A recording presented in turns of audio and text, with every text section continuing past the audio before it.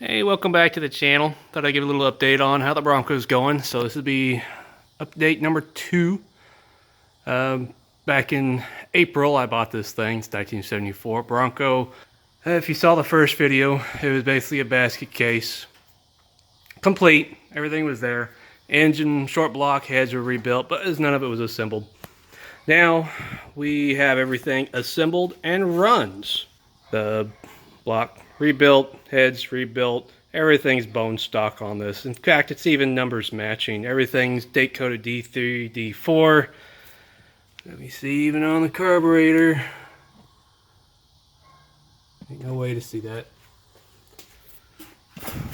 But 1974, numbers matching. Lots of work had been done. I assembled the motor. Of course, had to clean it all up. Created my own ignition system, went with the DuraSpark and HEI module and the late model Ford E-coils. As you can see, you still get the DuraSpark module. There's your connector to the distributor, not the module, distributor's DuraSpark, small cap. Looks pretty original to the truck. And my little HEI module mounted to a 1/4 inch thick angle iron, aluminum plate here. We can put a little thermal tag on it. We're only getting to 200 degrees, so everything is running optimally. Ford late model E-coil, epoxy coil, mounted in the original coil location, custom coil bracket. Fits, works perfect. Now, I tried using the original points coil. Ohms on this are about 1.5. The ohms on the E-coil is about 1.3. This coil will not work with DuraSpark and HEI module. I tried it on the 12 volts. I tried it through the resistor wire with reduced voltage. Doesn't like it. Won't work with it. In fact, you even tell by the temperature of the module that it just stays ice cold. Now, trying to run it like that with a reduced voltage or even 12 volts to it with the high resistance coil, it runs. You'll be able to fire it up as long as you keep the RPMs high.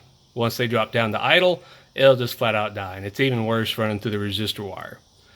I had to rewire the whole dash harness. Previous owners, whatever, had burnt the wires. They burnt this little solenoid that went right here on the side of the carb as emissions purposes.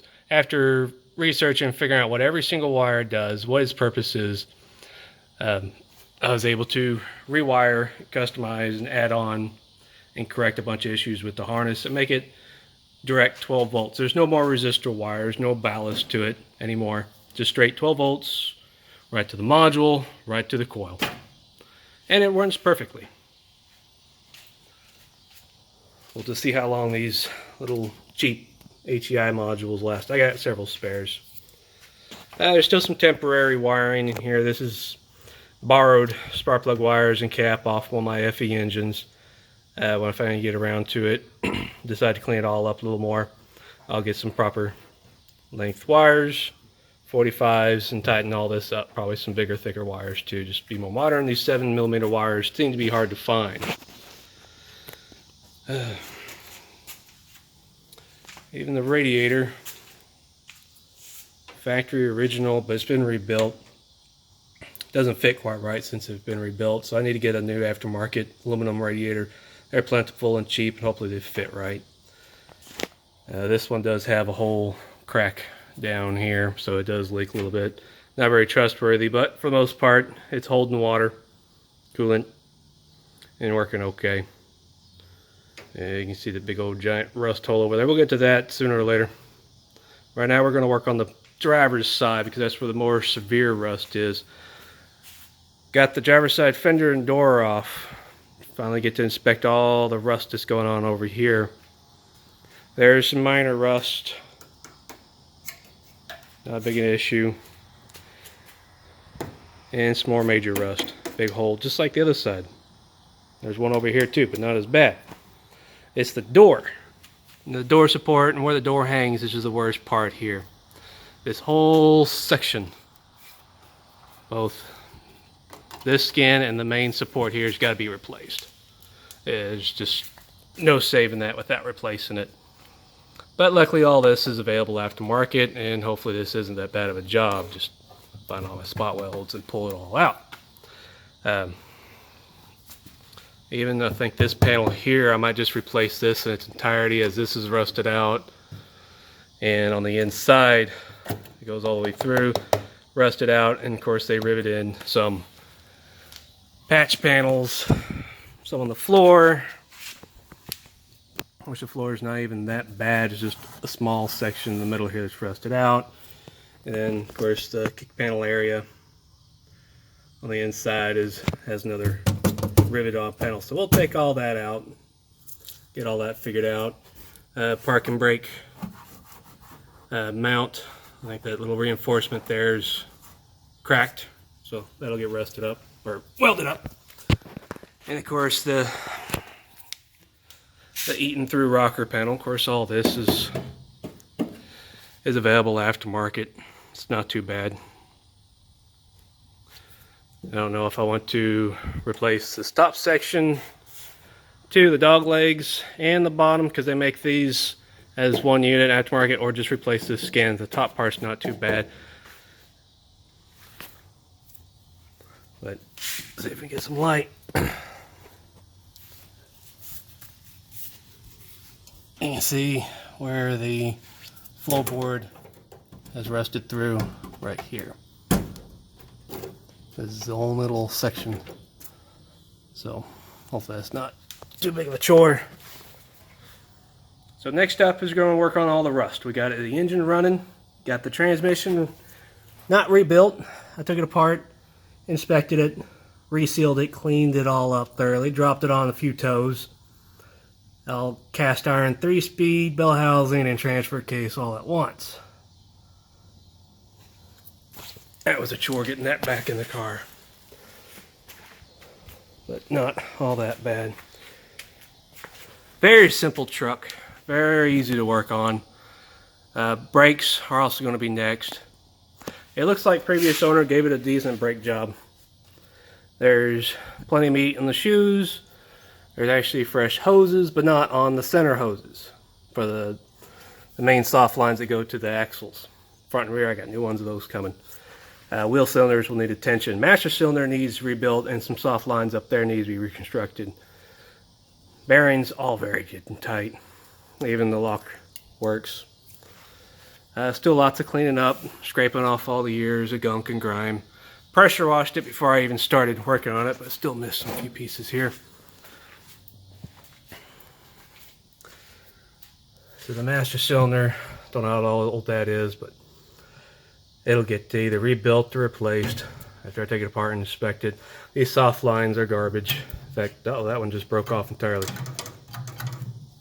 So I'll reconstruct these little soft flex lines out of some stainless, coil them up so they have a little bit of flexibility with the body movement and everything. So, not a big job. Easy to do. Even the steering column, had to rebuild the entire steering column. This is a 3-speed on the tree. Never driven one till just now. Lots of fun. But yeah, the whole steering column, took that out, rebuilt it. New turn signal wiring module and that too. Painted it. Works great. The slop isn't 100% out of the shifter linkage, but it was way better than when it started. Maybe noticed everything's all back to stock, as much as I could. Had most of the parts, even the exhaust system wasn't rotted. It was great shape. Manifolds, everything's painted up, assembled, looks great. Runs pretty well. I'll fire it up and show you. I don't even need to pump the gas. It'll just fire right off. Just a quick bump. That's all there is to it. You see the column's been repainted. New shift, collar for the shifter. That was garbage. Still need to get a new knob for it. Horn works mostly. Dash still needs a lot of work. Somebody cut a giant hole for a radio in here. And of course, there's a little section here that's supposed to be just like this one here. It's actually all the little illuminator lights for your switches. There's some over here. So I may just buy another complete dash, used, rebuild it, and do a quick swap when the time comes.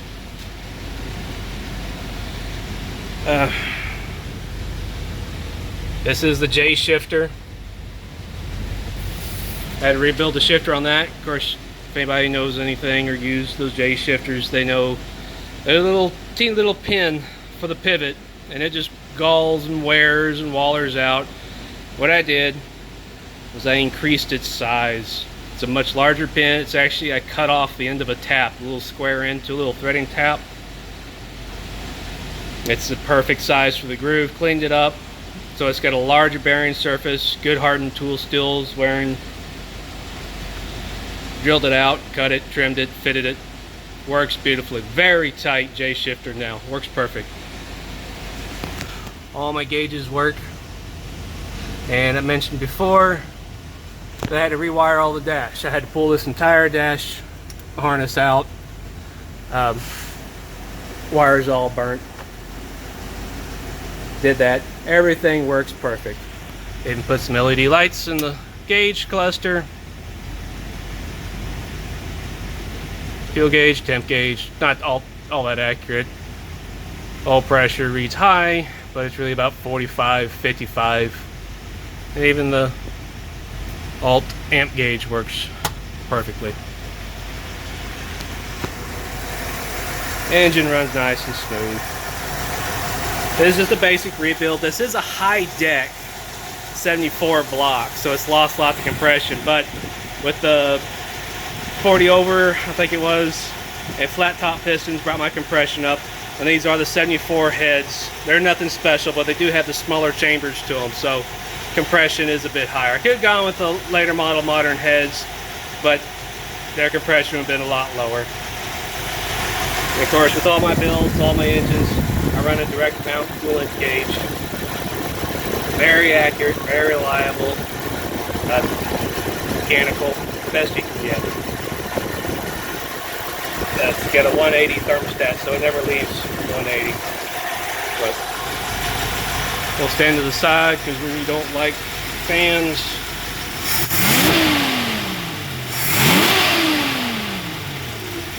Very smooth. Idle's about 750, 800.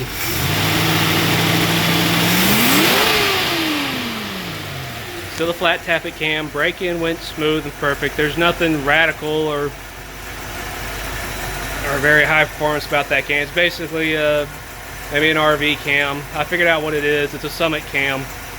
Out of the Summit catalog. It's basic. Who knows how long it'll last. I run plenty of zinc and heavyweight oil in here anyways.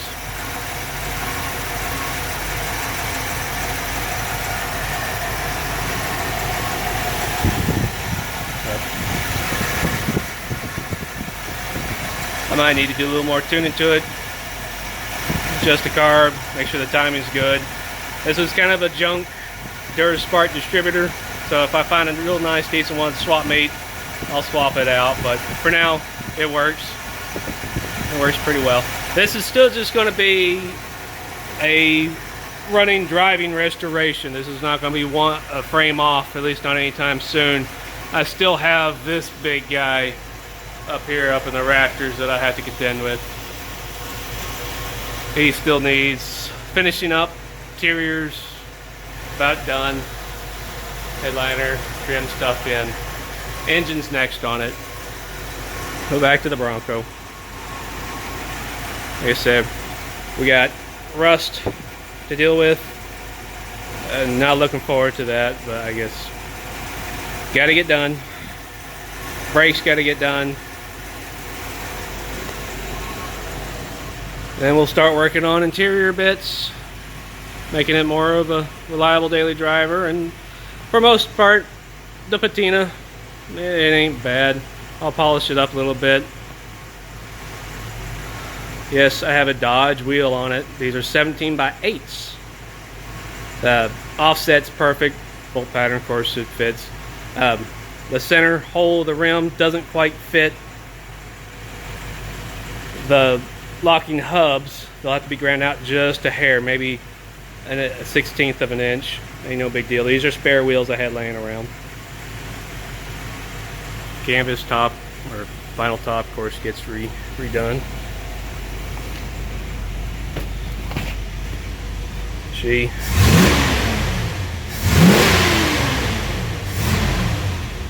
Very torquey engine. Runs beautifully.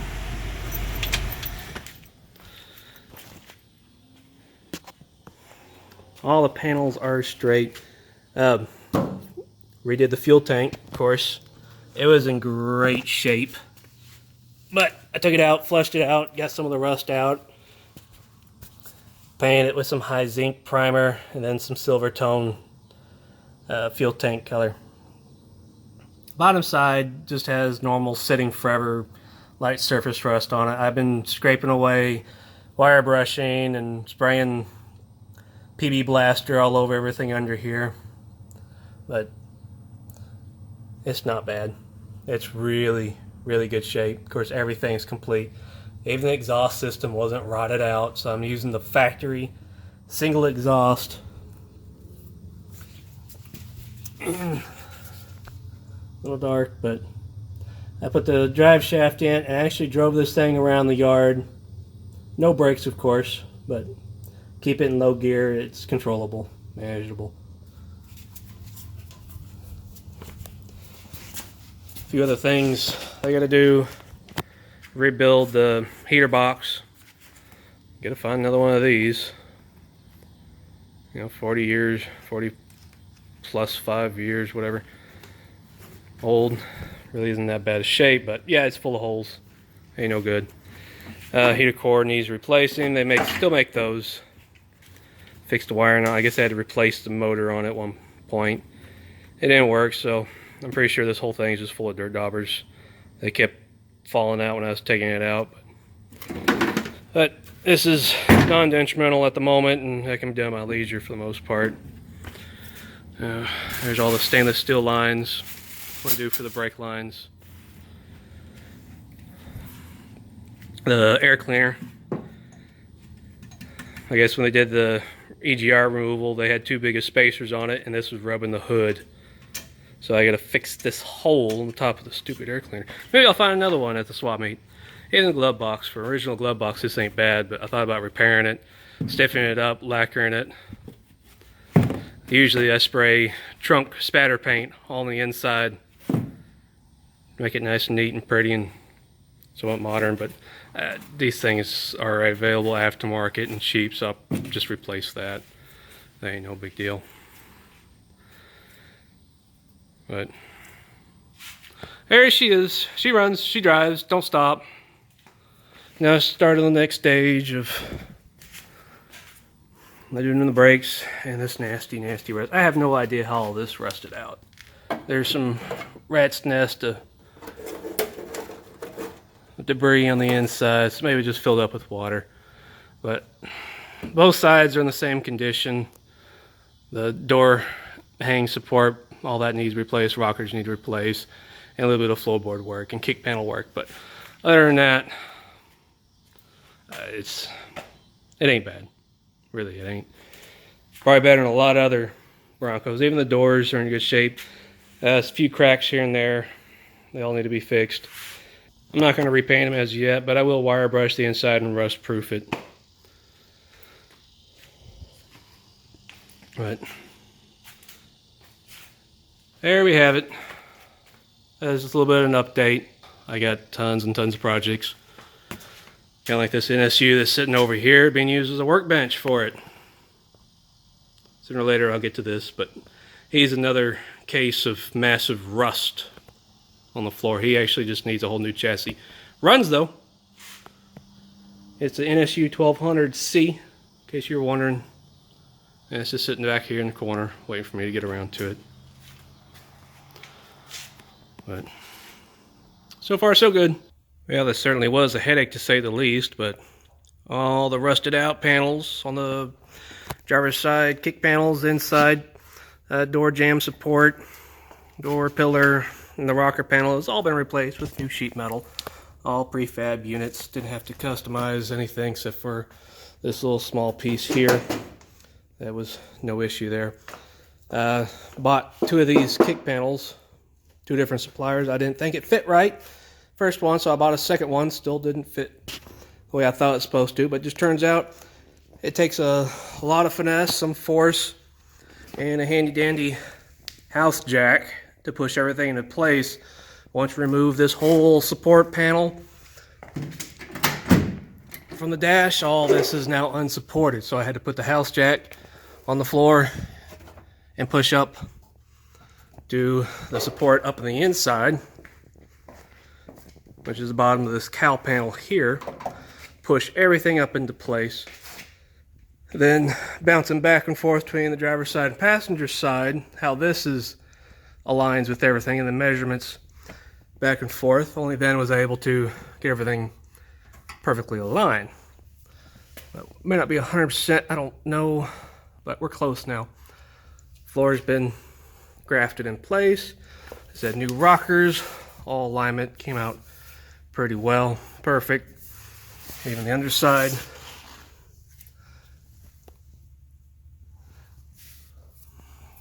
So right now we're working on these door jambs and how these bed sides will actually fall out. What I noticed on this was that nobody bolted the roll bar to the bed frame. There were no pre-drilled holes here, and this had about a 1/2 inch gap I get my finger through here on both sides.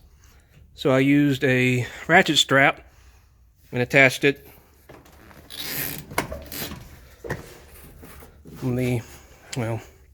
from here to the opposite side and pulled them all together. Only then I was able to get these bolts in there and screw them in place.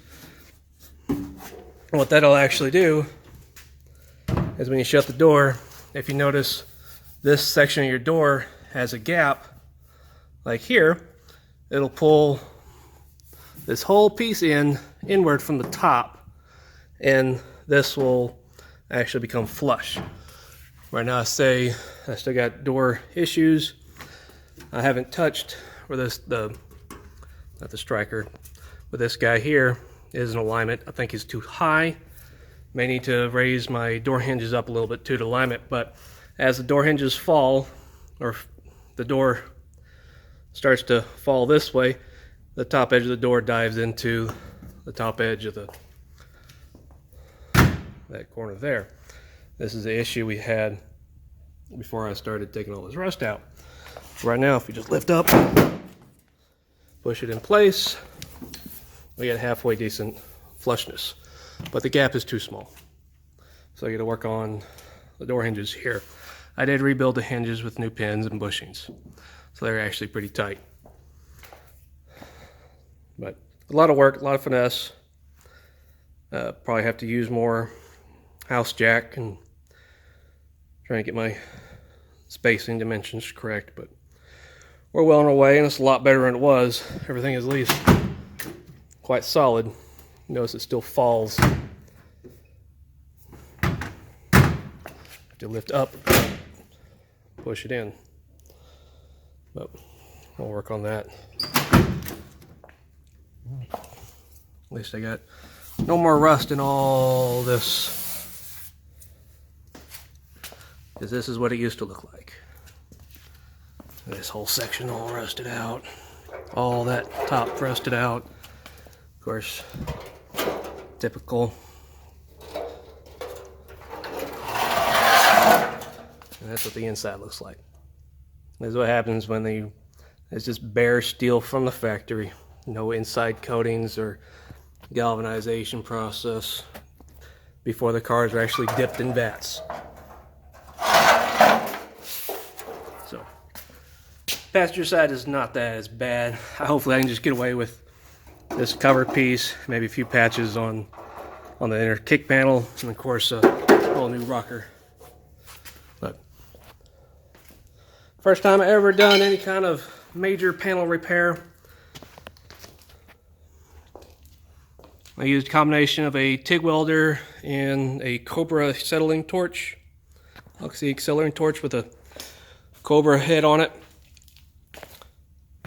I tried as much plug welding as I can. Of course, they're all ground down. You can't tell, but probably a MIG welder would have been better. Probably should invest in one of those.